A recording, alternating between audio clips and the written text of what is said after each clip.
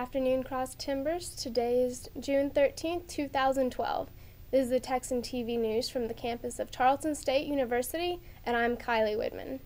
In today's headlines, the search is over for two Tarleton basketball players. The Stephenville Allsup shooter is being held on the $500,000 bond. Tarleton's printing allowance gives students a little more pocket change. Rome Street redevelopment is set to begin Friday. Closing arguments begin for Houston man charged with murder. American bishops receive support from Pope, and 66 people killed in Baghdad car bombings. Now, today's top story. The search for two Tarleton State University basketball players wanted in connection with the campus burglary on spring break is over. One turned himself in on Erath County Sheriff. The other was arrested in California. Zachary Hannibal Nelson, 23, awaits extradition in a Sacramento County jail without bail. He was arrested on May 24th by a U.S. Marshal in Sacramento on a charge of being a fugitive from justice.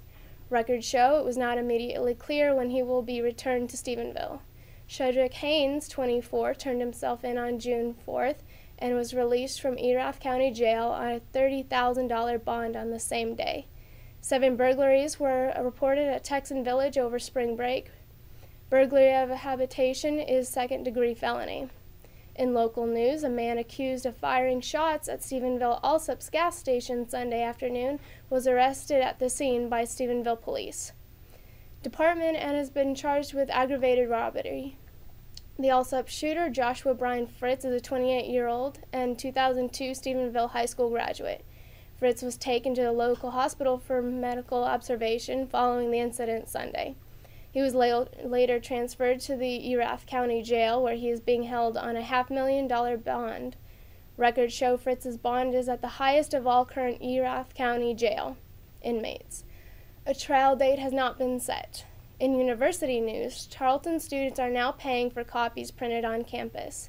The new policy went into effect June 1st and is designed to cut campus printing costs and reduce waste. Since fall, Tarleton students have printed 2.5 million free copies, according to the university. To help students deal with the extra expense, the university is giving each student a $5 printing credit. If they exceed the $5 limit, students may deposit more money into their Texan card through their Texan Bucks account, and the $5 credit doesn't carry over the next semester. The Rome Street redevelopment project begins Friday. The project is to create a gateway to campus and will be completed in the fall. The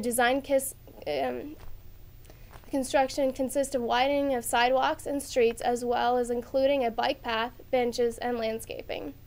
Although the project is meant to improve the campus, the temporary closing of Rome Street has shown some inconveniences for Tarleton students.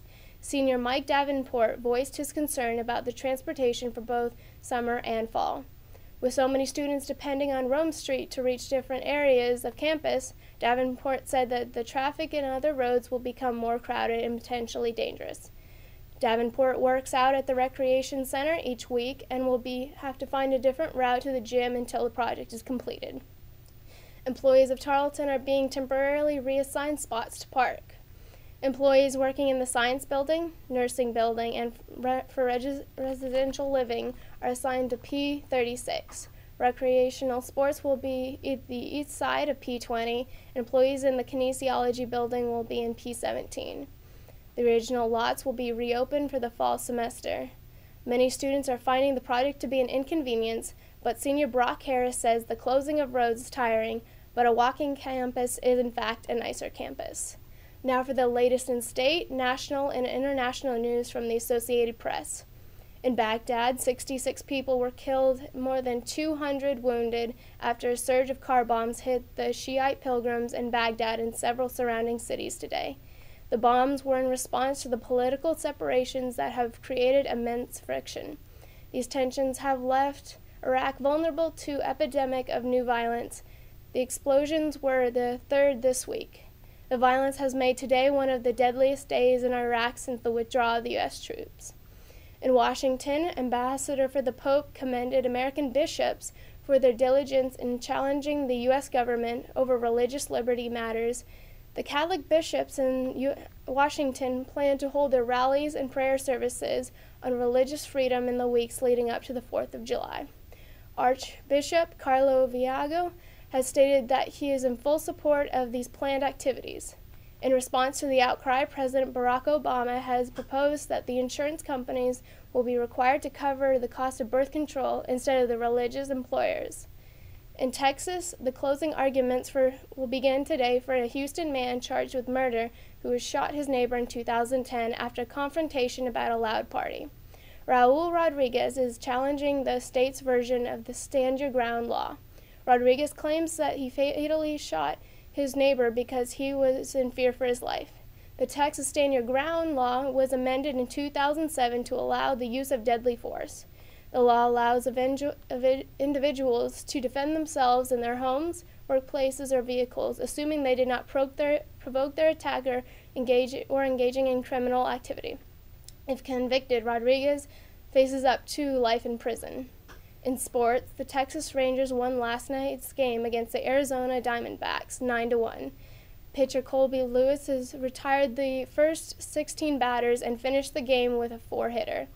The Rangers' win ended Arizona's 5-game winning streak.